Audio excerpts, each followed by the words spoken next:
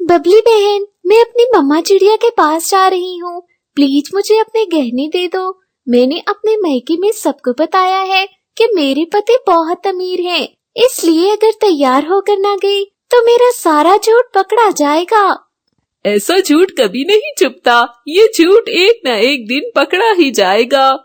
बबली बहन, आप मेरी पड़ोसन हो, इसलिए आ गई। आप तो मुझे बातें ही सुनाना शुरू हो गई हो। ये लो गहने, ले जाएं आप, मैं तो ऐसे ही बात कर रही थी। फिर रानो चिड़िया बबली कबूतरी से गहने एक दिन के लिए उधार लेकर चली जाती है। रानो, गहने ले आई हो? हाँ हाँ, ले तो आई हूँ, परंतु पति जी, मैं अपने मैके वालों के लिए भोजन में क्या लेकर जाऊंगी? मैं तुरंत ही जामुन पास वाले पेड़ से तोड़कर लाता हूँ, वो ले जाना। शर्म करें जी, ये फल भी कोई लेकर जाने वाली चीज है? ये तो मम्मा खुद भी ले सकती हैं। तो फिर क्या करूँ मैं? मुझे लाल तोते की दुकान से हलवा ही ला दे। परंतु वो हलवा उधार नहीं देता। देखिए पति जी, अब आप अपनी रानों के लिए इतना भी नहीं करेंगे क्या? वैसे तो कहते रहते थे कि शादी के बाद रानी बनाकर रखूंगा। क्या आप मेरी इतनी सी भी इच्छा पूरी नहीं करेंगे? अच्छा, मैं जाता हूँ, करता हूँ लाल तोते से बात, वो अगर मान गया तो ही लाऊंगा। फिर बबलू चिड़ा लाल तोते की हलवे की दुकान पर चला जाता है। मुझे 1 किलो हलवा उधार दे दो, मैं 3-4 दिन में पैसे दे जाऊंगा। वो तो ठीक है, परंतु महंगाई बहुत है। आपने तो पहले ही मेरे 50 रुपए देने हैं। मैं सारे पैसे एक साथ ही दे दूंगा, अगले भी और पिछले भी। प्लीज आज मुझे वो हलवा उधार दे दो। फिर लाल तोता उसे हलवा उधार दे देता है, जिसे लेकर बबलू खुशी खुशी घर चला जाता है। हलवा तो ले आया हूँ, परंतु लाल तोता मान नहीं रहा था, बहुत मुश्किल से मनाया है। परंतु रानो चिड़िया तैयार हो जाती है। वो बबली कबूतरी के दिए गए गहने भी पहन लेती है। मैं भी चलूं तुम्हारे साथ? नहीं नहीं, मैंने वहाँ जाकर काफी झूठ बोलने हैं, परंतु आप साथ हुए तो झूठ बोलने में दिक्कत होगी। फिर सवारी आ जाती है और रानो चिड़िया अपना बैग उठाती है और चाचा छमछम की सवारी में बैठ जाती है। थोड़ी ही देर बाद रानो चिड़िया अपने मैके वाले जंगल पहुँच जाती है। मम्मा चिड़िया अपने घर के बाहर ही बैठी रानो का इंतजार कर रही थी। आ गई मेरी बेटी। हाँ माँ, टोनी नहीं पहुँची अभी। वो तो कब की आई हुई है, चलो घर चलो, वो सब तुम्हारा इंतजार कर रहे हैं। फिर रानो और उसकी माँ घर के अंदर चली जाती हैं। टोनी, मैं तुम्हारे लिए देसी घी का हलवा लाई हूँ। मेरा पति बहुत अमीर है, हम रोज ऐसा स्वादिष्ट हलवा ही खाते हैं। पति जी देख लो, रानो दीदी का पति उसका कितना ख्याल रखता है, और आप कभी मेरे लिए हलवा लेकर नहीं आए। मैंने तुम्हें अच्छा घोंसला दिया हुआ है रहने को, और तुम्हें क्या चाहिए? लो जी, टोनी जीजू तो केवल घोंसला ही दे सकते हैं तुम्हें। जीजू ये देखो, 2 लाख के गहने हैं जो मैंने पहने हुए हैं। अभी परसों ही मेरे पति मेरे लिए लेकर आए थे। रानो के दिखावे के कारण टोनी चिड़िया उदास हो जाती है, परंतु वे सब हलवा खाते हैं। माँ, मैं यह बाकी का हलवा चमकीली को दे आती हूँ और उससे मिल भी आती हूँ। फिर रानो हलवा लेकर चमकीली के यहाँ जाती है। चमकीली बहन, कैसी हो? मैं ठीक हूँ रानो, तुम कब आई हो? मैं अभी थोड़ी देर पहले आई हूँ। तुम यहाँ बैठो, मैं तुम्हारे लिए चाय लेकर आती हूँ। चमकीली, क्या मासी नहीं है आपके घर में? नहीं रानो, क्या तुम्हारे पति ने तुम्हें मासी रख कर दी हुई है?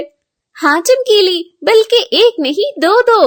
मेरे घोंसले में 2-2 मासियाँ हैं जो मेरे घर का सारा काम करती हैं। बहुत अमीर है मेरा पति। मैं तो पानी भी अपनी काम वाली मासी से ही लेकर पीती हूँ। उसी समय चमकीली की नजर उन गहनों पर जाती है। रानो, ये गहने कहाँ से लिए? बाजार से 2 लाख के लाए हैं मेरे पति। फिर ऐसे बड़े बड़े झूठ बोलने के बाद रानो चिड़िया वहाँ से बुलबुल के घर जाती है। रानो, तुम कब आई हो? मैं अपनी माँ से मिलने आई थी। बहुत अमीर है ना मेरा पति, वो मुझे हवाई जहाज पर छोड़कर गया था। रानो, क्या काम करता है तुम्हारा पति? उसका बिजनेस है, बिजनेस। वो शहर में बिजनेस करता है। हाँ। रानो वापस मम्मा चिड़िया के घर जाती है। टोनी को वो हलवा काफी स्वादिष्ट लगता है। हिरानो, प्लीज ये हलवा और दे दो। ये हलवा तो इतना ही था, अगली बार अपने पति जी से और हलवा मंगवाऊंगी तो तुम्हें जरूर दूंगी। यूं रानो चिड़िया वापस अपने जंगल आ जाती है। वो अपने पति बबलू को सारी बात बताती है, परंतु अगले रोज उसे संदेश मिलता है कि टोनी बाकी पक्षियों के साथ उससे मिलने आ रही है। हाय पति जी, अब मैं क्या करूं? मेरे पास तो कोई काम वाली मासी नहीं है। प्लीज कृपया आप लूसी को बुला कर ले आइए, वो मेरी मासी बन जाएगी। इस तरह मैं टोनी के सामने शर्मिंदा नहीं होंगी। बबलू उसकी बात मान लेता है और लूसी की ओर जाता है। लूसी और हरियाली एक साथ बैठी होती हैं। प्लीज तुम दोनों मेरी पत्नी की काम वाली मासी बन जाओ। उसने अपनी बहन टोनी से काफी झूठ बोले, परंतु अब उसकी बहन टोनी उसकी ओर मिलने आ रही है, परंतु उसके पास कोई मासी नहीं है। यूं लूसी और हरियाली रानो चिड़िया की मासी बनने के लिए तैयार हो जाती हैं और उसके घर जाकर सफाई करने का नाटक करने लगती हैं। हिरानो भी तुरंत ही वो गहने पहन लेती है। उस समय टोनी भी अपने जंगल के कुछ पक्षियों के साथ आ जाती है। वाह रानो, तुम्हारे पास तो दो दो मासियां हैं। तुम्हारे पति तो बहुत अच्छे हैं। हाँ चलो लूसी, मेरी बहन टोनी की भी सेवा करो। यूं लूसी ना चाहते हुए भी टोनी की सेवा करती है। अच्छा रानो, वो हलवा तो खिलाओ। इन सभी पक्षियों ने वो हलवा खाना है।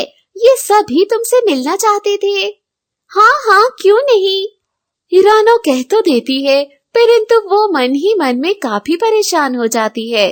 परंतु उसी वक्त लाल तोता अपना उधार मांगने रानो के घर आ जाता है।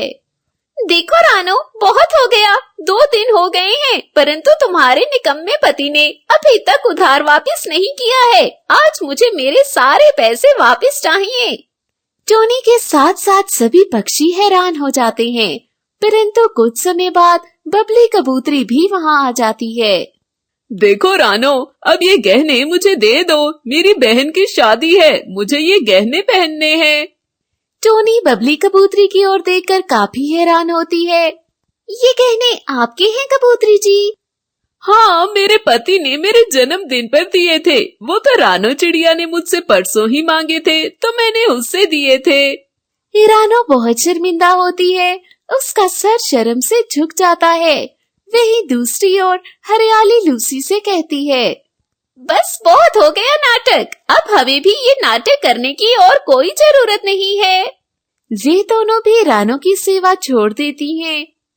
रानो, तुमने हम सबसे झूठ बोला था कि तुम्हारे पति बहुत अमीर हैं। कितनी बुरी बात है। इसका पति तो बेचारा मुझसे इतना उधार ले चुका है कि अब तो ये वापस भी नहीं दे सकता। हाँ, ये तो अपना भोजन भी मुझसे लेती है। सारे पक्षी हंसने लग जाते हैं, परंतु रानो काफी शर्मिंदा होती है। टोनी वापस चली जाती है और इस तरह रानो की सच्चाई सबके सामने आ जाती है, क्योंकि कोई जितना भी दिखावा कर ले, सच्चाई कभी न कभी जरूर सामने आती है।